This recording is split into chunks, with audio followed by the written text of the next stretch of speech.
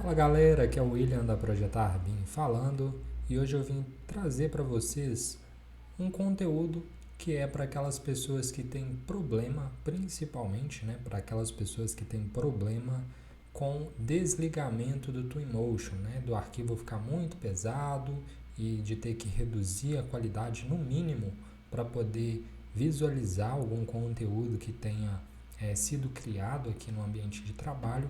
Então, existe sim uma forma de otimizar o processo de desenvolvimento do projeto de renderização aqui no Twinmotion e é isso que vocês vão aprender na aula de hoje. Bom, primeiramente eu gostaria de mostrar para vocês como que vai ficar e depois mostrar como que a gente vai fazer, tá?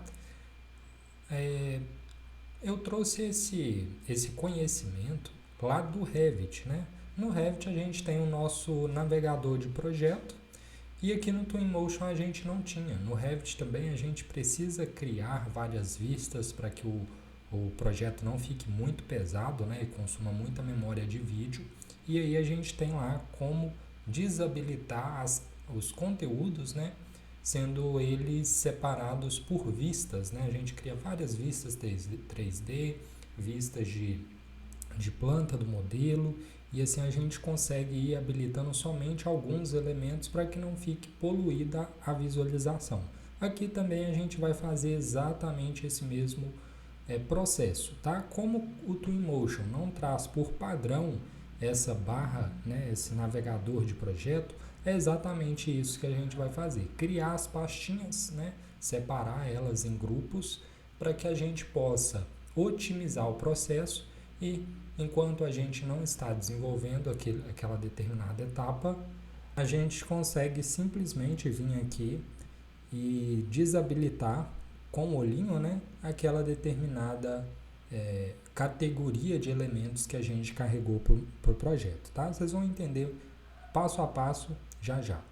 Bom, uma vez tendo feito isso, você pode salvar isso como template. Por quê? Se você vai usar essas mesmas configurações, isso aqui, esse mesmo padrão, essa mesma iluminação, esse mesmo background, você pode vir aqui salvar como projeto, Aí como que isso vai se transformar num template? Você vai colocar o nome nele, template básico render Twinmotion. Ou se você vai fazer outro tipo de template para cenas noturnas, para cenas diurnas, e assim você vai criando vários presets de configurações do Twinmotion que você consegue reaproveitar para novos projetos futuros, sem ter que ficar refazendo todo esse processo, tá? Então, beleza. Sabendo disso, a gente clica aqui e eu vou salvar primeiramente esse projeto. Lá no Revit a gente tem dois tipos de arquivo, um é template e o outro é projeto. Aqui a gente só vai ter um projeto, mas que a gente usa como base para a criação de outros, tá? Vou vir aqui em criar novo e essa é a cena que abre toda vez que você carrega o Twinmotion, eu até criei aqui uma imagem que vai nos auxiliar a fazer as categorias de objetos, tá? Primeira coisa que eu gosto de fazer é vir aqui nesse terceiro ícone e vir aqui em iluminação. Por padrão, a gente tem aqui na exposição ela sendo feita automática. O que é uma exposição automática? Dependendo do ambiente que você tiver e ele estiver escuro, o próprio Twinmotion calcula a quantidade de luz na sua cena e já ajusta automaticamente. Eu não gosto dessa forma, porque às vezes eu realmente quero um ambiente que seja mais escuro. Então eu já deixo desligado aqui e já regulo minha exposição por aqui. Por exemplo, colocar em 2, tá? Aí ela vai ficar uma cena mais clara, mas com a exposição automática desligada. Então esse é o primeiro passo que eu faço. O segundo passo é justamente carregar esse símbolo flat para cá, Mas antes eu clico nesse que já existe, deleto e busco esse flat para cá, tá? Você poderia buscar qualquer outro também, isso aqui é totalmente personalizável, tá? Você só vai utilizar os conceitos que eu estou falando aqui para poder otimizar o seu tempo de desenvolvimento de projetos, tá? De renderização no caso, Então, vamos ver aqui, já carregou, observe que ele está aqui, flat, tá? Todos os elementos que a gente carrega, eles vão sendo posicionados aqui em ordem cronológica, mas o que a gente vai fazer é justamente agrupá-los. Agrupá-los como, William? Através de pastas. Basta você clicar em cima deles, novo recipiente, né? Se você clica em cima dele e clica em novo recipiente, o recipiente vai ficar dentro dele, que não é o que a gente quer. O que a gente quer é que esse recipiente ele fique dentro da nossa cena. Então eu clico com o botão direito, novo recipiente. Opa, agora sim. Então ele não está dentro do Flight, né? Aí a gente vai com esse processo colocando os nomes, né? Quais são os nomes que a gente deve prestar atenção em colocar? Geralmente aqueles itens, aqueles grupos de itens que mais consomem memória visual, né? Memória de processamento de imagem do seu projeto, tá?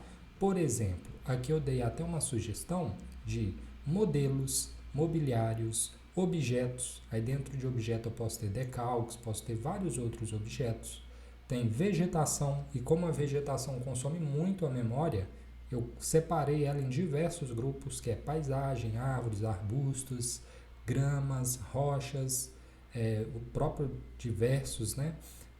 Animações também, pessoas, móveis, qualquer tipo de animação que você tiver no modelo também consome bastante memória. É importante que você categorize elas aqui dentro dessa pasta, porque aí você consegue desabilitar toda vez que você sentir que está pesando demais. Iluminação, que também pesa bastante. Anotações, que vocês vão ver essa categoria já já. E veículos, tá? Então, dessa forma, você vai vir aqui, cria a pasta, clica com o botão direito, renomear. Tudo isso que você está vendo eu fazendo, você só vai precisar fazer uma vez, tá? Ou seja, modelo, o primeiro, né? Modelo, eu gosto de colocar sempre com letra maiúscula. Aí clico aqui em cima de novo, novo recipiente, modelo mobiliário. No modelo, o que eu carrego? Sempre os elementos do modelo, seja ele vindo do Revit, do SketchUp, do ArchiCAD, de qualquer lugar que ele venha, eu sempre posiciono ele aqui, tá? Ele ou eles, né? Se for mais de um elemento também, tá? Então, sempre eu coloco aqui. Inclusive, também aquela cena que compõe, né, os objetos, por exemplo, aqueles... como é que fala, gente? Aquela localização, quando a gente importa o local aqui para o terreno também, a gente coloca no modelo. Então, dessa forma, a gente consegue visualizar as categorias de elementos mais fáceis, né? Então, ó, eu vou até fazer um experimento aqui. Deixa eu ver. Vou colocar a vegetação aqui também. Olha só. Novo recipiente, vegetação. Só para vocês terem uma ideia de como isso vai impactar diretamente no projeto. Tá vendo que a gente tem aqui 40 frames por segundo? Geralmente o ideal, né, quando a gente está navegando o projeto para ele ser fluido, no máximo 24 frames por segundo, tá? Que é o tipo que você não consegue perceber que está mudando, né, a cena, tá? No máximo 24 quadros por segundo. Aqui a gente ainda está com uma margem bastante favorável, né? Está quase o dobro. Então, isso não está prejudicando a gente agora porque não tem nada no modelo. Agora a gente vai começar a carregar. Vou fechar essa mensagem. Vamos carregar aqui árvores e eu vou simplesmente... na verdade eu vou vir aqui e pintar as árvores para poder colocar bastante árvore, né? De forma mais rápida, tá? Vou colocar aqui, selecionar todas elas, colocar uma densidade muito maior para ter muitas árvores mesmo e clicar em brush, e aí a gente vai pintar. Observe que quanto mais a gente pinta, mais os frames por segundo vai diminuindo, tá vendo? Ó? A gente nem está fazendo tantas árvores assim, mas ele está diminuindo, tá vendo? Só que isso aqui faz parte da composição da minha cena. E eu não quero que diminua, porque se diminuir, o que vai acontecer? Eu não vou conseguir... Deixa eu aumentar o diâmetro aqui. Eu não vou... Olha só, chegou em 7 frames por segundo.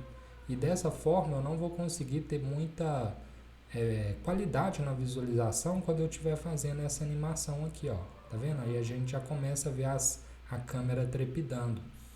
Como que eu faço para mudar isso, né? Eu pego a minha vegetação, carrego para dentro da pasta de vegetação e oculto. E aí, ó, na hora a gente tem a percepção aqui, ó, de que a qualidade gráfica melhorou e ficou muito mais fluido para a gente, tá?